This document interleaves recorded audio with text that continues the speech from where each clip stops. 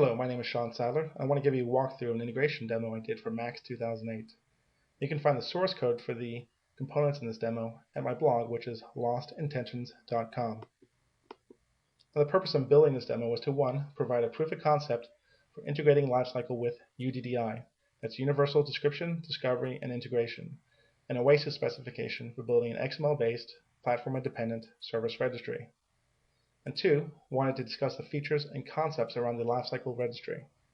And 3, being a server-side developer who's fairly new to Flex, wanted to take the opportunity to learn more about the support for web services in Flex and Flex Builder.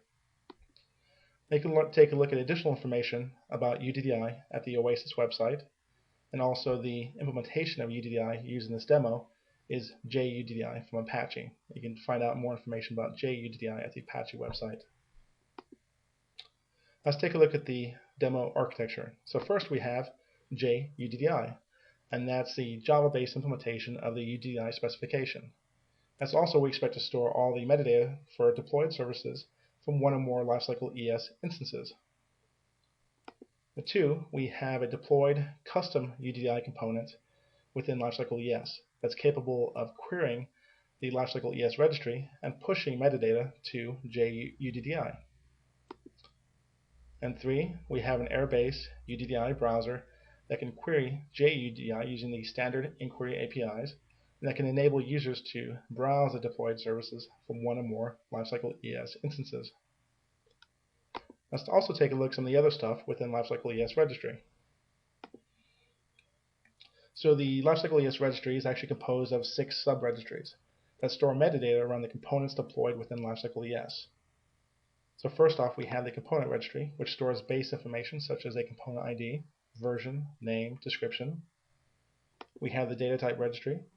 Data types are Java classes that are exported from a component that can be leveraged for the LiveCycle ES tooling.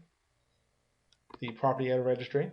Editors are UI elements implemented in Java as well that control the visual rendering of types and properties within the LiveCycle ES tools. The connector registry.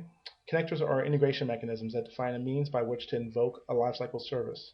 Examples of connectors are EJB connectors, SOAP connectors, and VM connectors. The service registry maintains all the metadata we have around services, such as the signature of a service, description, hints, and config values. And finally, we have the endpoint registry, which stores configuration necessary to bind a service to one or more connectors, providing for the loose coupling between service implementations and the means by which they're invoked, connectors. And we can leverage all this information at runtime to do things like service and version resolution. And at design time, we can enable users to build composite applications by leveraging this metadata. Now we actually store the component descriptor that's packaged by the component developer inside the component registry. And we also store the bits of a component within the registry as well that we actually execute at runtime. You can use the Workbench design tool we have to install, patch, manage, and uninstall components using the component registry API. Alternatively, you can do that programmatically yourself. Now within the service registry, in some cases we expect to find services implemented as Java classes, in which case we would expect a POJO service descriptor as shown in 1.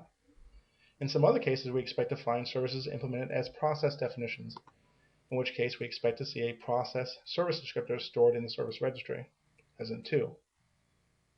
Now, irrespective of whether a service is implemented as a Java class or as a process definition, the service registry provides a uniform means for clients to browse the metadata for a service while being agnostic as to the actual details of the service implementation.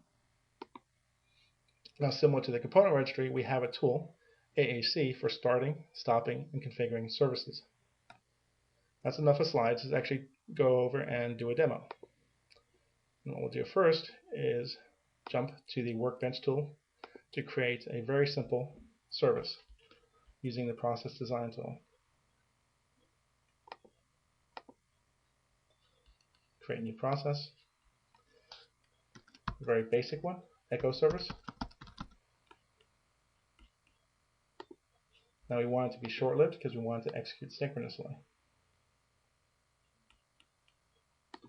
That's all we need. Now we only actually need to have a variable. There's actually no steps needed in this process because we need an input and output variable.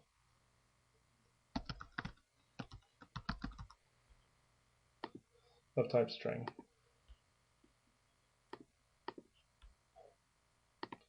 So now we can save this process, and then we can go ahead and activate it. Now once we actually activate this, it becomes available inside the service registry, and makes it also available for us to invoke as well.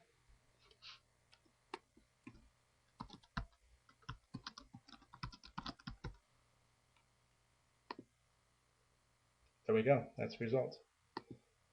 So now, that's actually not enough to do the demo because we want to show the UDDI integration as well. So let's jump over here to the components view, and we'll drill down into the UDDI components that we've already deployed within LiveCycle ES.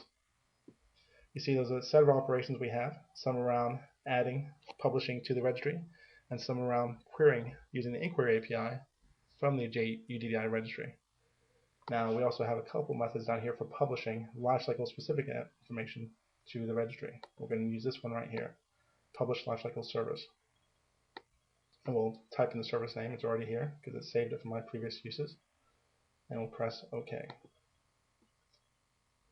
So while that's going, we'll jump over to the browser, which will allow us to now query the information within the registry. So I'll just press load here. Now it shows me businesses, services, and T-models. Those are the three primary objects you have available to you within the UDDI specification. Now for this integration, what I've done is made each LiveCycle ES instance its own business. So you see that the default name for this business is LiveCycle at my machine, S. Sadler Mac XP. Now what we actually want to take a look at is the T model that was deployed as a result of the Echo service. And here we go. So you can see we have some very basic information, the description of the service, and also, more importantly, the WSDL URL that's available from LiveCycle ES for that process. And copy that. We'll jump over to the browser, enter that in, and that's the WSDL. Drill down, and actually see the Echo service. And that concludes my demonstration of the UDDI integration demo. Thank you very much.